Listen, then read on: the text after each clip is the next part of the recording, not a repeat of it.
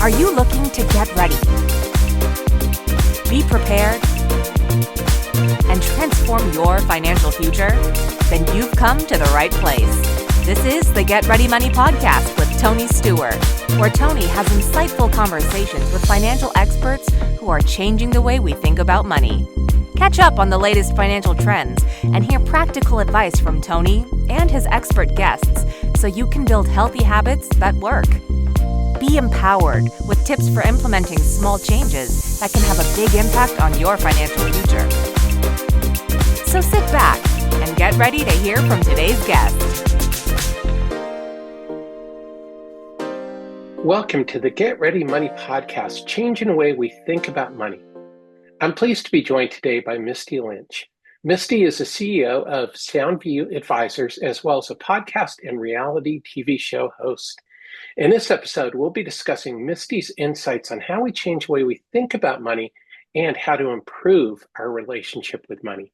Misty, welcome to the Get Ready Money podcast. Thanks for joining us today. Thank you for having me on today, Tony. Yeah, excited for this conversation. So this is where I start with all the guests. Tell us a little bit about yourself. What is your origin story? Well, I guess I've always kind of been interested in money. I suppose my origin story in the finance world probably starts in about like sixth grade. So for most of when I was a child, my kids are 10 and 12 now. So kind of most of my life up to that point, my father owned a business and we were pretty successful financially. At least we didn't worry or think about money very much at all.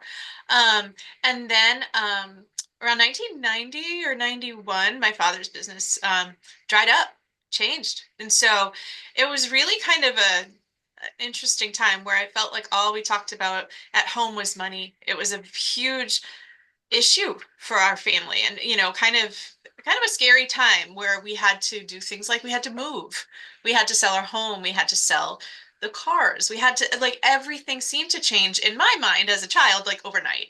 And so I felt like I'd seen comfort, I've seen, and then we kind of moved into a different environment where we were in smaller apartments and living in a town where we moved into a great town where it was pretty small town, good schools.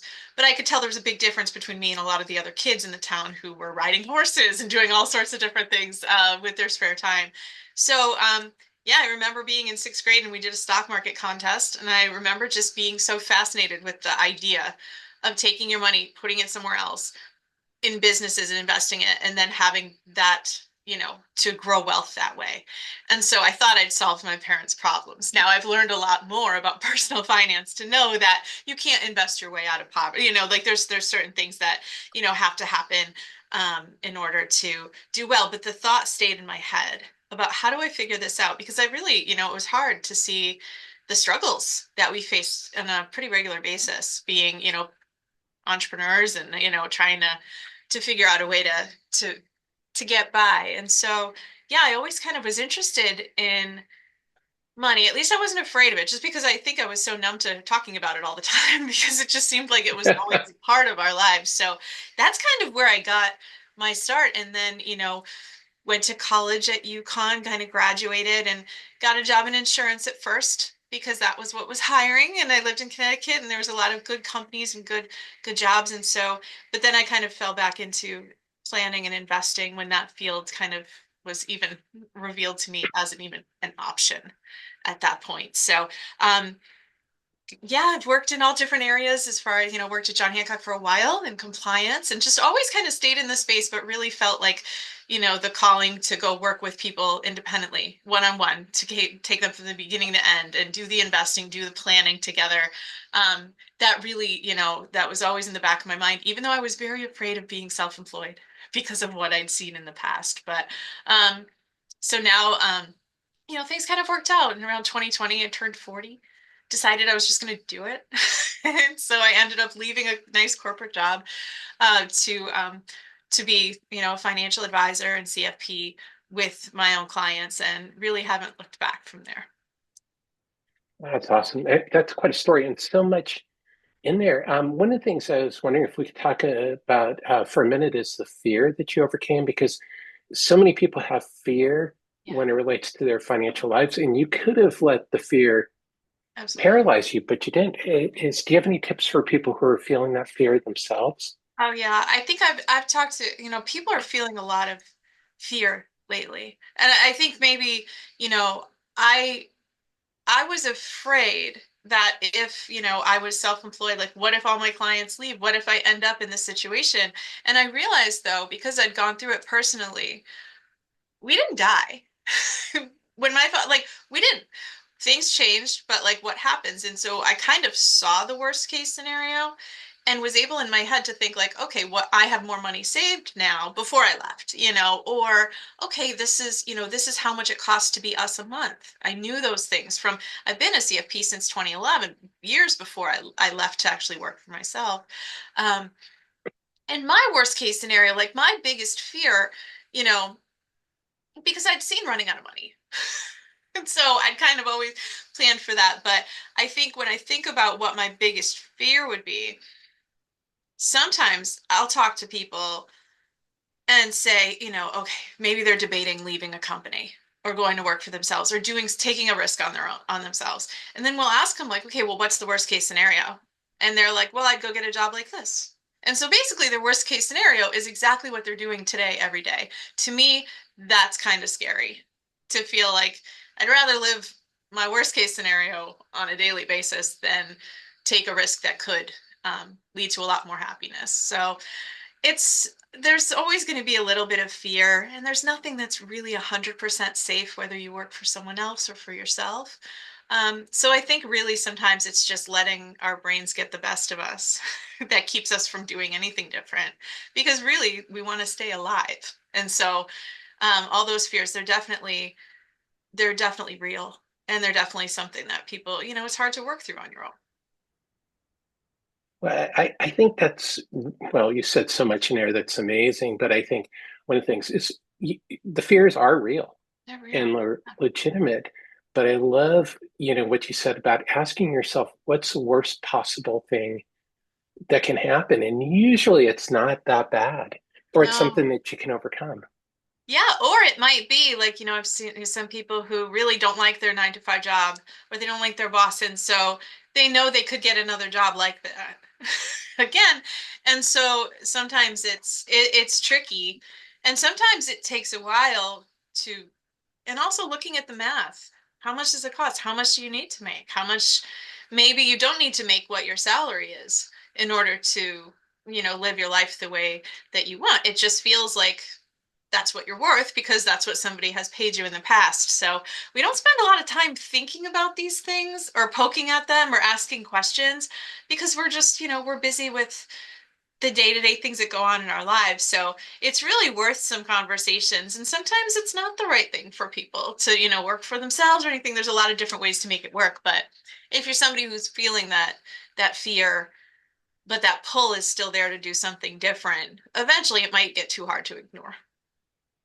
That's awesome. Yeah, I hear you, and I think you also said something there too that I want to key on is that it's important to have the conversations and to talk about it because, like in your situation, part of it goes back to your experiences as a kid.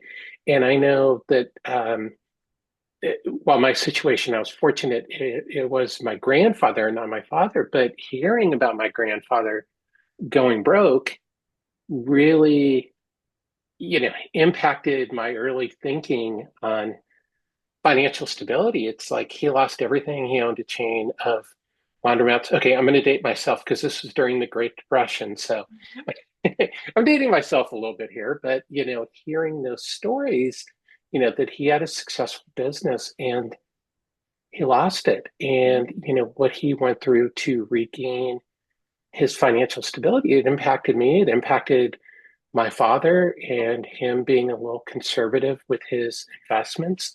Mhm. Um, so those things are real and how Yeah, they and they impact are. And us. I think, you could have two people in the same family that have a different experience coming out of it. So especially when I talk to people in relationships where they're like, well, I don't understand why they think this way, and I don't understand why they think this way. We all have such a different experience, especially with money, which is something that we start to pick up on when we're very young, even before we even know how to use it. And so it's very unlikely that two people would have the exact same beliefs. But I think in general, if you could kind of find some consensus, there can be a lot of success. But it's definitely very personal, and it can feel like the truth, even though it just is what's happened to us or what we've been told over and over again. So it's really interesting when you get people, especially when you get people together, business partners or couples, to talk about it, really see if you can make some progress, at least on understanding each other. Yeah. Well, and as you point out, is you can't deny someone's truth. Right. That is how they are feeling. And Hmm. it's important to deal with that, especially as an advisor, is, that I know when clients would open up to me about something is, that's something that's real to them. Whether or not it's legit, I don't want Hmm. to use the word legitimate, but that's not quite the right word. But that's how they're feeling and they're interpreting things. And that as an advisor, I think that's something you need to work through with your Hmm. clients.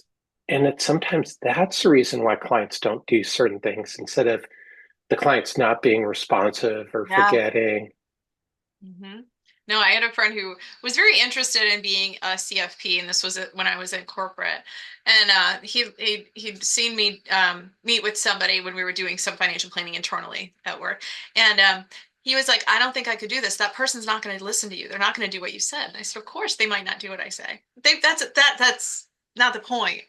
I understand we want people to, and I'm sure that like everybody knows the right thing they should do. They know what they should, they should spend less than they make, that they should eat the salad instead of the donut, but it doesn't mean we do it. There's all sorts of things that go on in our head. And so I think that our job as advisors is really to understand and try to help people as much as we can, not just, tell them what to do and hope for the best, because there could be a lot of reasons behind their reluctance to change. So I think it's really interesting to know that as advisors we have our own biases as well. And so just to be open-minded and really think about the behavioral end and that side of personal finance that has just as much of an impact as the math and the numbers. I think so, because that was something that I always, that at first mystified me is why would very smart people presented with a certain use case not make what I would consider like, hey, this is a no-brainer decision Yeah. because it was deeper than that. Hmm. Yeah, and a lot of times it could be like not just, showing a report and saying this is what we could do.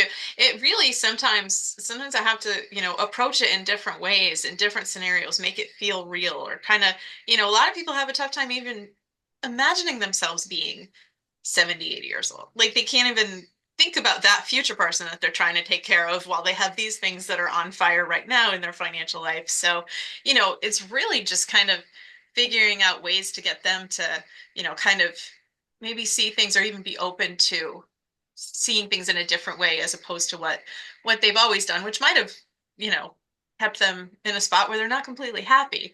But people also don't like to be wrong either. So it's definitely kind of being sensitive to that. Yeah, these might have been the best decisions they could make at the time based on what they knew, but the shame and the guilt isn't going to help anybody make progress. Yeah, and clients don't want to be told that they made a wrong move. They're No. they're human, and Yeah. at that time, it seemed like the right move, even if it was something. I dealt with people who'd been the victims of financial predators, Oh yeah. and even at that point, sometimes they defend the decisions they made, and that was really hard to break through. But Mhm. that's an extreme example, but Yeah. No, definitely. I think that's part of what financial predators in all these situations like take advantage of is that people might not say anything or they might not because it's embarrassing or they don't want to, don't want people to think that they, aren't smart or that they're losing their capabilities to make these decisions when actually some of these scams and things that we're seeing lately are very sophisticated. So definitely having a person you could talk to and trust, even if it's not, maybe it is a financial advisor or somebody that you work with, that might be, the only person that you say some of these things out loud to. And it can be really helpful, especially if you're struggling, with some things that are going on in your financial life. yeah, I mean, one of the worst cases I was involved with, as a litigation consultant, was an elderly couple, and the husband had been a very successful attorney, and he'd been taken advantage of, and it was very hard for him to admit and to work through it. Yeah. He eventually did, but he didn't want to tell his kids. Very embarrassed about the whole thing, but it was something where it was set up for him to easily fall into, and that's the trap that anybody can fall into, that kind of trap. Yeah, no, So it's definitely, and I think that that's something that happens with a lot of different things people make one financial mistake and they feel like that defines who they are forever. And I don't think that's true. I think it's more true that all of us have made some decisions that if we could go back in hindsight, we would do differently. But it doesn't necessarily dictate how things will be for us in the future. I know I've certainly made my share of mistakes and I used to try to hide them. I used to try to hide the fact that I didn't come from money when I first went into finance, and it just made for a very inauthentic version of myself that wasn't very successful. And so I feel like more people can kind of relate to like, yeah, these are some situations that we're seeing people just like you are having, similar problems, and kind of making sure that it's less shame and guilt around all of these things that happen in a lot of people's lives. Divorces, all sorts of things that people go through that they feel alone, but they're probably not. yeah, that's it. You're not as alone as you think you are. So, I want to ask you real quick. I think you're the first reality TV series host I've had on the show. So, congratulations, I guess. Oh, So, so tell us a bit about, your series, Heartbroke. What is it? yeah. So this was kind of an interesting thing. There was I think an Instagram post that my friend who I used to work with in corporate had seen, and they were looking for somebody. They were looking for like a financial planner and a therapist, and kind of a combination or two different people. And she sent it to me and said, "I think they're looking for you." So I sent this random message out to this casting director, and I just kind of introduced myself. This was all during COVID, by the way, too. So I was working from my attic. And so I just left corporate and was really looking to kind of, it just really, I love creating content, but just like thinking of like ways that you could connect with more people. And so it was just an interesting thing. And it ended up working out where the Singleton Foundation, which is a wonderful foundation that is looking to kind of combine um, entertainment and financial literacy. So how to get more people to pay attention to this in consumable ways that are interesting. So they put together a show called Heartbroke, where they would work with 10 couples who are in all sorts of different financial situations, different backgrounds, and try to figure out. But all these couples had in common was they were fighting a lot about money, and we're kind of at the point where it was either going to end the relationship, maybe the relationship would go to the next level, and so I went to California and I worked with 10 couples and kind of talked to them not just about, we did some financial planning, real financial planning, got the numbers, how much they made, what they had, how much it cost to be them, and then talked about their feelings and thoughts about money and what shaped them and where they came from, to see if we could get to help these relationships, you know.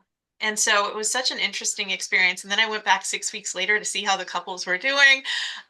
Short episodes, they're probably about 12 to 15 minutes long.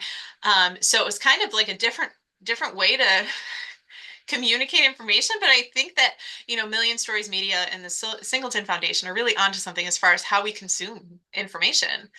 What we like to see, we like to see it start to finish. We kind of like to see what happened afterwards, but we're also very short on time. And so this was a YouTube series, and it was really just such a great experience. It was a challenge for me because a lot of times as financial planners, we're working with people that have money or have some money saved, or they're very focused on this. And so this was a little bit different, where financial literacy levels ranged a great deal from none to very focused on the finances and knowing every dollar that was going in and out of the door. So it was a great experience, and I really I loved working with the different couples and really, really challenging myself when it came to, trying to get results really quickly, which is interesting because I think in our world, yes, saving and investing can take time, but making changes can happen really quickly if your mindset is right.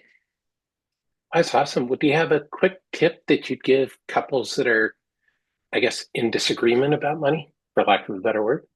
Yeah, so I think that a lot of times, like I kind of mentioned before, we'd rather be right than happy. And so if we think it's right to save everything that we make and not spend and not splurge on anything, and somebody else feels like, you only live once, we should do these things, it's going to be very hard for you to convince the other person that you're right.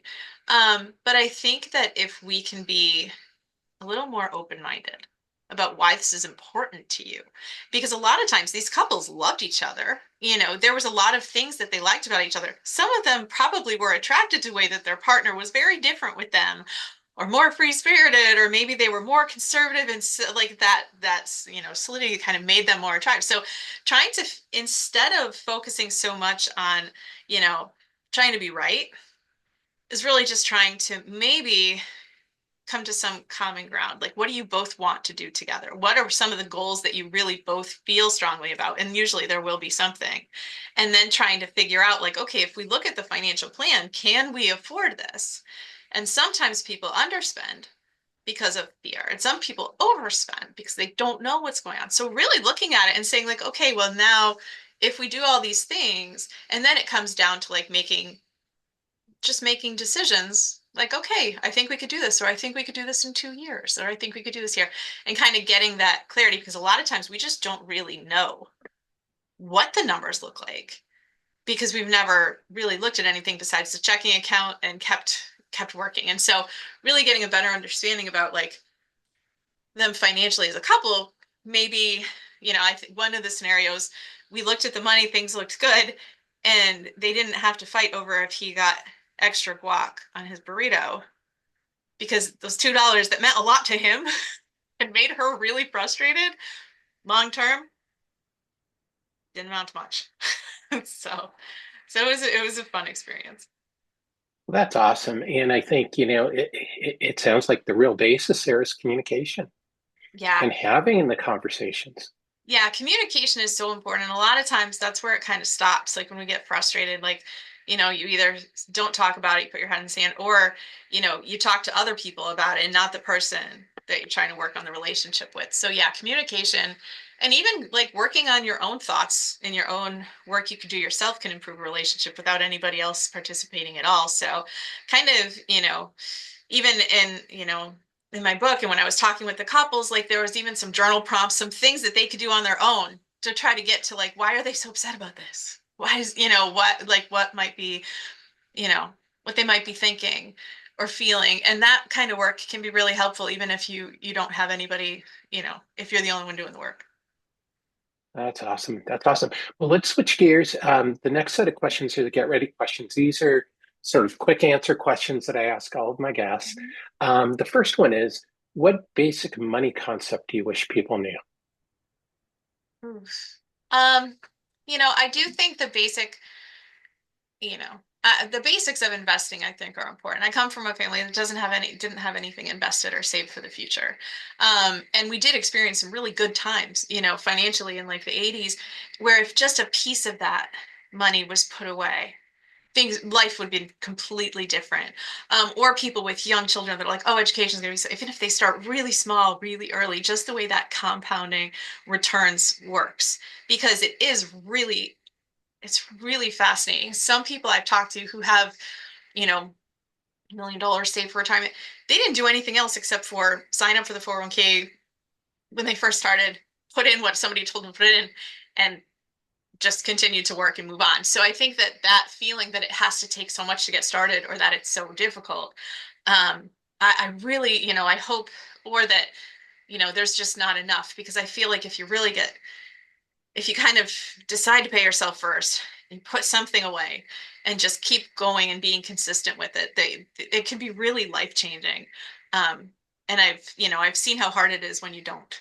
So, and that's one of those things that I wish more people knew, because unfortunately, like, there really isn't much of a safety net anymore for people.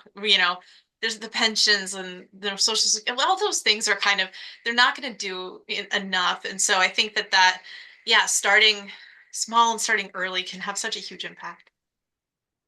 That's awesome. And that's advice I hear from so many guests, especially about the power of compounding interest. And for people who've watched and listened to the show for a while, there is an episode just about the power of compounding interest that I'll reference in the show links, so everybody can go back, because there is nothing like compound interest. Yeah, and I'm glad, if I didn't do that, like I didn't have anything when I first, graduated college and started working, but the save like kind of having something put aside, even if I wasn't sure, it allowed me the freedom to go, to leave a comfortable job, to make decisions that I might not have been able to make if I didn't have, something to kind of look at and be like, okay, here's my, backup plan if everything, if nothing works out. So it does give you more options and freedom in the future. That's awesome. That's awesome. What is one simple thing that people can do each year to set themselves up for financial success?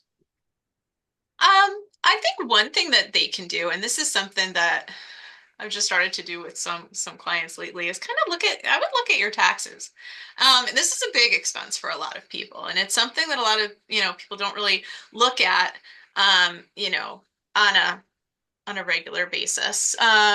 But yeah, kind of maybe doing some, when you're looking at, did you put enough, could you have some benefits if you put more money in your 401k, or if you're self-employed, could you bring down your taxable income if you maybe set up a retirement plan for yourself and put some of that, profit aside?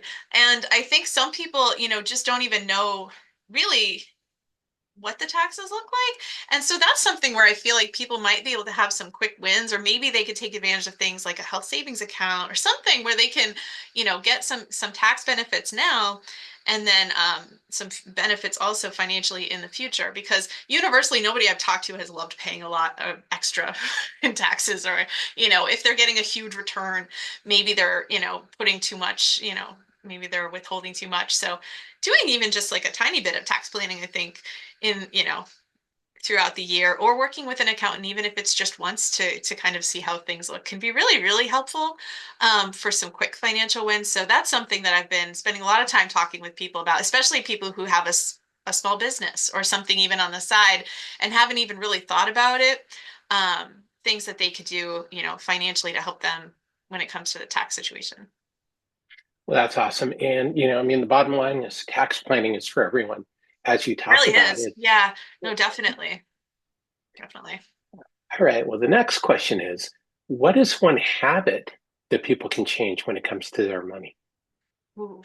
I think that when it comes to money, it's all about habits. Everything we do tends to be pretty similar to what we did the day before, the week before, and things like that.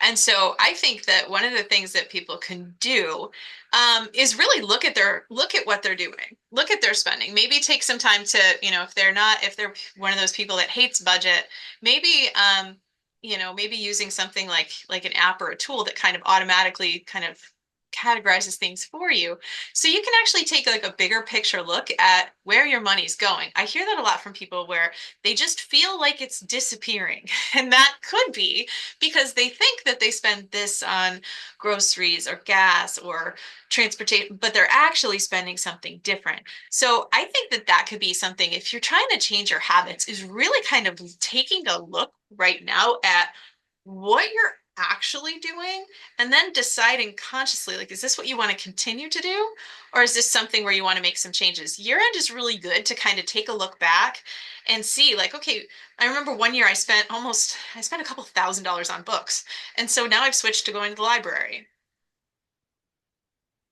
Things Yeah. worked out. I mean, it's just one of those things that I looked at and I said, wow, that's a pretty big part of my budget. And that was that was one where there was an instant free alternative. Um, and so sometimes I have to wait for certain books to appear, but it was just one of those things that I just didn't even notice because it was $20 here or $20 there.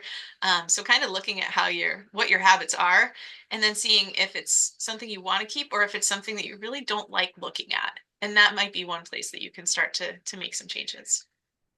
That's awesome advice. And I think that's so important, just to know your numbers, know what you're doing. If you Yeah. don't know what you're doing, you can't really make any changes. All right. Well, the Yeah, next question. awareness is Oh, key. sorry. Awareness is super important when it comes to anything that you're trying to improve. Yeah, I love that. Awareness is super important. Mm, And I think sometimes we're not aware or we don't want to be aware yeah, of what we're doing, yeah. especially with our money. Oh yeah, And for sure. all right. Well, the next question is, what money myth are you trying to break? Oof, what money myth? I would say that there's, you know, I think there's a lot of money myths out there. I think the one that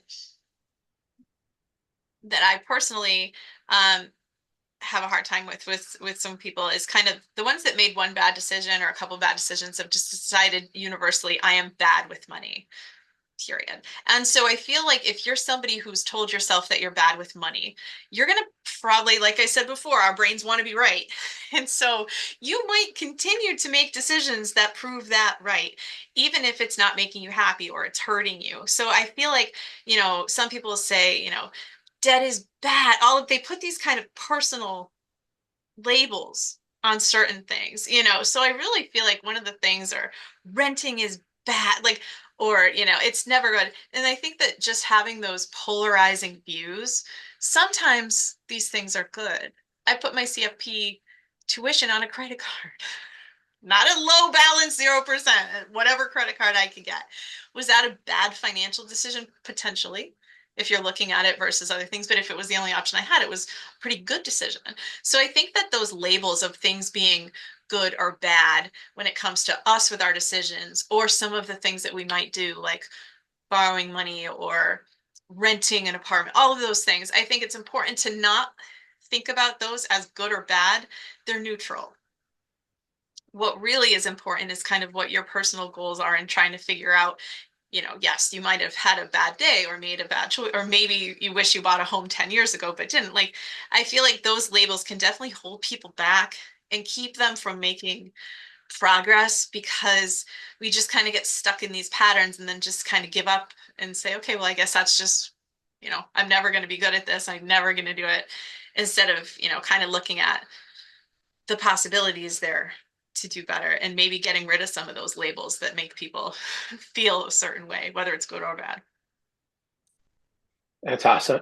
I love that. And as you point out, it's also the context. Mm-hmm. Um, at the time, putting your CFP fees on a credit card made sense. Yeah. Yeah, and maybe in the scope of thing, with everything being perfect. Right. Yeah. Yeah. No, if I had a million other options, that wouldn't have been the right one. Or even when I lived in Brookline, Massachusetts, right outside of Boston, I rented because owning was completely out of the question. Did I love living there? Absolutely. Was it worth it? Yeah, I think, yeah, it was. And some people would say, no, it's wrong. I should have lived in a smaller house out in, the suburbs somewhere. Maybe I wouldn't have wanted that. So I think it's, a lot of times we have these very strong opinions on what's right or wrong, and it's not exactly useful. Yeah. Yeah. And I think that's exactly it. It's, what's the right decision for you? Mm-hmm. In your financial journey is to not get dragged into what somebody else feels your financial journey should be like. Yeah, definitely. Because they came from a different experience as well. Very, very few of us are on an exact level playing field with what we've got, where we've started, the resources and things like that. So definitely not that helpful. Yeah, that's awesome advice. So, to start to wrap up, let's get out the time machine for a minute. Mm-hmm. What advice would you give your younger self if you could go back in time, knowing what you know now about money? So, it sounds like you had already started your financial journey, but what else would you tell your younger self? I would have probably told my younger self to not have been so angry. I feel like there was a lot of times, and now that I'm a mom and I have kids that were my age, where I was so mad. Like, why can't my dad just go get a job? Why can't he just go, do something else? And it didn't make sense to me that we struggled while things were while he was trying to figure things out and shift gears. But and that made me feel mad, angry at people who had more than me. I had to work through a ton of that, because as a financial planner, you're not going to help people build wealth if you don't like wealthy people. It just doesn't work. So there was a lot of things that I definitely felt, when I was younger that I wish that I didn't hold on to. And I understand I really didn't know any better at the time. But yeah, like, some people aren't meant for a 9 to 5 job. Some people aren't, and so it was, if I could have looked at, you know, maybe had a bigger understanding of, who, we all get to know who our parents are eventually, when we get older and stuff. But at that time I was just so frustrated and mad. Like, I guess this is what you're supposed to do. And now I realize that that's not necessarily safe or better or true in any scenario. It was just kind of, I wish I was able to accept the things the way they were. Ooh, I love that. Be accepting of the way things are. And I think that's so important. It ties into everything that you've been talking about because, we oftentimes wish or hope that things had been different, Hmm. but the way things are what they are. And Yeah. it's the moves we make going forward. And, so I appreciate you sharing your Mhm. journey. So what is your number one absolute favorite money resource, whether it's a podcast, book, newsletter, app, or website that you recommend to other people? Let's see. I think one of the apps I've liked lately, well, there's two. So, I think that, I've used Monarch Money and then Brightfin with some clients, which is just kind of a very simple, you might not want to look at, but I feel like I said before, the awareness is so helpful. So these apps really just kind of help you take a look at your um, your spending, how much you have coming in and going out, and it almost like creates that awareness for you. With Brightfin, it kind of builds this 50, 20, 30 model, and you could just swipe things into the right area. So it takes all the difficulty out of it. And then Monarch kind of has like a beautiful little display so you can see. And so I feel like the more that I've shown those to people and work with people, some of the things are the very smallest line item that they have, but they're taking so much of their mental energy stressing out about them. And so seeing it in kind of a visual way can be really helpful for people to be like, okay, well, maybe if I just make some changes here or do this, things can shape up. So I've really loved the tools and some of the fintech that's kind of come out there to kind of take away some of this question marks and guessing about where everything's going and what's going on or how much we're spending, and helping people kind of, yeah, make some better choices by just creating that awareness. I think that's been really cool. That's awesome. And for everybody watching and listening, I'll be sure to put in links Mhm. to those apps so you can check them out. And of course, this is not an endorsement for the Sure. apps. We're just Oh yeah, mentioning I mean, them if as you helpful if you are an resources. Excel spreadsheet or a pen and paper person, that is great too. It's just, I feel like a lot of times people feel like, oh, it's so overwhelming, it's going to take too much time. And so finding those things that can um, get you organized faster, I think have been really cool.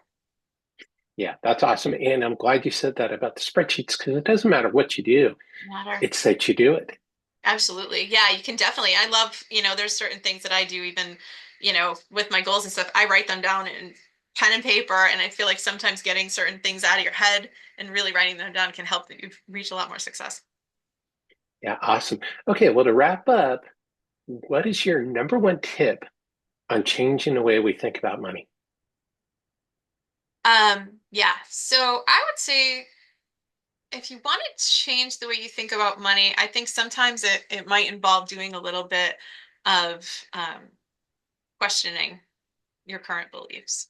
So, and I will say, not to, if you go to my website, I do have some resources and some journal prompts there.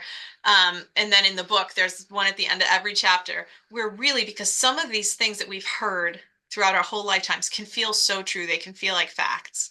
But a lot of times they're not. They're just thoughts that have been repeated over and over again. And so I feel like doing a little bit of work on those thoughts, those things that you've maybe never questioned, and then thinking about them in different ways or asking yourself different questions that maybe you've never asked yourself, like what would you do if you had $1 million and you couldn't donate it away? Like, how would you actually, all these things that you could kind of do to just change the way you think about money and maybe broaden it a bit, because we are all pretty programmed in our thinking. And a lot of times the programming isn't exactly helpful. So I would say, yeah, questioning some of those beliefs about money, asking yourself different questions, maybe even if no one has to see your answers, it can be completely personal. You don't have to share it with anybody. You could write down some of the craziest things, and just getting, just kind of thinking about things a little bit differently can help with that mental aspect of personal finance. Awesome. Awesome. Well, so what is the name of your book? Where can people pick up a copy of your book? Yeah, so my book is called Demystifying Money. So is my podcast. And so if you head over to mistylynch.com, you can find the link to the book on Amazon or catch up with old episodes of the podcast.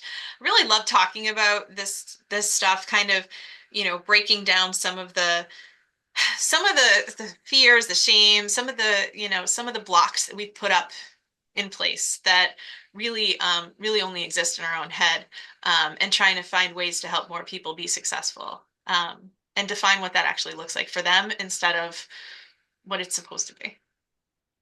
Well, that's awesome. And for everybody watching and listening, as always, there will be links to Misty's book, podcast, and website in the show notes. So you can be sure to pick up a copy of her book, listen to the podcast, and check out her website. So, Misty, thanks for joining us today on the Get Ready Money podcast. Thank you for having me. Yeah, and thank you everyone, as always, for tuning in to this episode of the Get Ready Money podcast. If you learned something today to change the way you think about money, please be sure to subscribe and to tell a friend. Until next time, let's change the way we think about money.